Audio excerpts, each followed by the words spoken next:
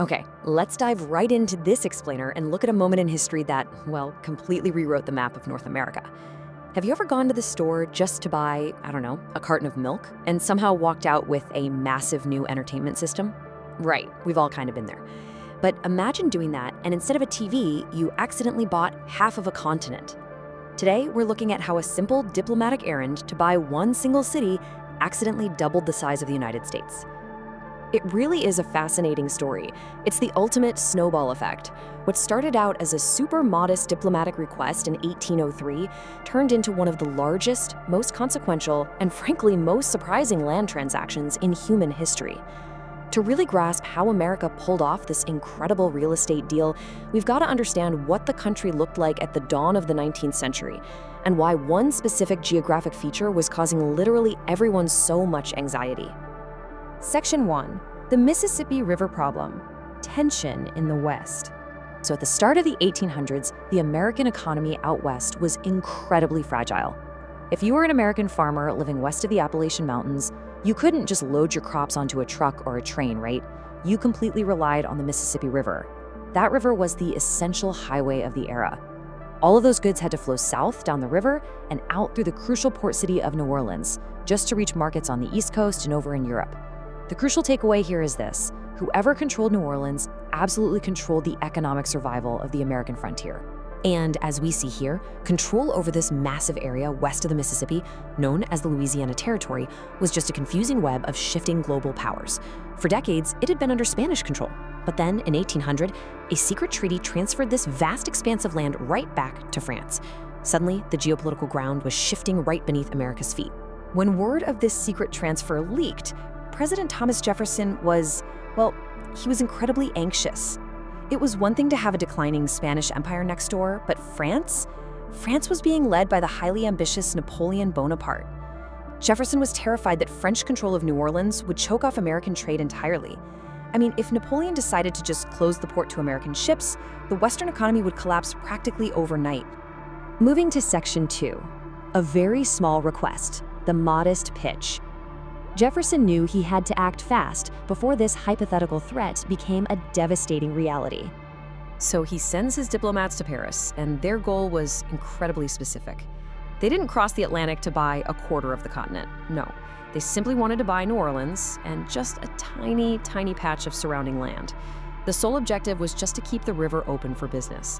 Jefferson authorized them to spend up to $10 million to secure this small but absolutely vital piece of real estate. Section 3, the ultimate upsell, a shift in France.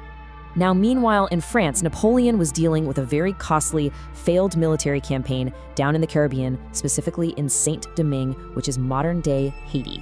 On top of that, a massive war with Britain was looming right on the horizon. And wars, well, they're incredibly expensive. Napoleon realized that holding on to a sprawling, hard-to-defend wilderness in North America was of absolutely no immediate use to him. What he desperately needed, and he needed it quickly, was cold hard cash to fund his European military campaigns. And this brings us to what might literally be the greatest upsell in history, to the absolute shock of the American diplomats, who, remember, were just prepared to haggle over one single city. Napoleon's ministers came back with a staggering counteroffer. They basically said, hey, how would you like to buy not just the port city, but the entire Louisiana Territory? Everything we own, the whole shebang. Section 4, closing the mega deal, sealing the deal. Monroe and Livingston were just stunned. This was completely off script. They obviously lacked the specific authorization from Jefferson or Congress for a purchase this massive, but they also recognized a true once-in-a-lifetime opportunity when staring it in the face. They knew they couldn't wait weeks or months for a letter to cross the ocean for permission, so they took a huge leap of faith and struck the deal. The price tag for this accidental mega deal? $15 million. Now sure, $15 million was a lot of money in 1803, but when you break it down, it amounted to roughly 3 cents an acre. Seriously, 3 cents. It remains one of the most astonishing financial bargains in recorded history. And for that $15 million, exactly what did the United States get? A staggering 828,000 square miles of territory. To put that into perspective, it stretched from the Mississippi River all the way out to the Rocky Mountains, and from the Gulf of Mexico way up to the Canadian border. But back home, the celebration hit a serious legal speed bump. President Jefferson, the guy who famously believed the federal government should only do exactly what was explicitly written in the Constitution, well, he had a moment of intense constitutional panic. The founding document didn't actually say the president could buy foreign land and incorporate it into the Union. He really wrestled with his own principles here, but the pragmatic benefits were just way too massive to ignore. So he ultimately pushed it through, arguing his treaty-making powers covered it, and Congress enthusiastically approved the purchase in late 1803. Section 5. Reshaping the American map, the big outcome. With a single stroke of a pen, the United States instantly doubled in size. This wasn't just a minor border adjustment, it was a total transformation of the nation's horizons. This vast new territory would eventually be carved up to become all or part of 15 future U.S. states. From Arkansas and Missouri to the Dakotas and Montana, the modern map of America was essentially born in this single transaction.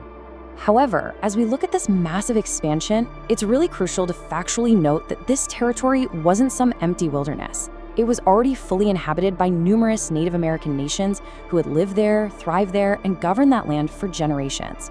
France sold a claim to the land, sure, but they didn't consult the millions of indigenous people actually living on it. So this historic real estate deal unfortunately set the stage for a tragic and incredibly complicated future of forced displacement and conflict for Native populations in the decades that followed. Which leads us to Section 6. The next chapter begins. Into the unknown. So, with the ink drying on the treaty, America found itself in a very strange position. They had just bought this sprawling, unmapped expanse of land that would completely alter its destiny, but nobody in the federal government actually knew what was out there. To figure out exactly what he had just purchased, President Jefferson knew he needed a closer look. In 1804, shortly after Congress approved the deal, he commissioned an official military expedition to navigate the rivers, document the resources, make contact with the native inhabitants, and ultimately try to find a path to the Pacific Ocean. This, of course, would be led by Meriwether Lewis and William Clark. And that brings us to the end of this incredible diplomatic accident. The deal was signed, the country was doubled, but the map sitting in Washington was still completely blank. What exactly would Lewis and Clark find waiting for them out in that vast, untamed western expanse? Well, that is a story for our next explainer. Thanks so much for joining me on this deep dive into the Louisiana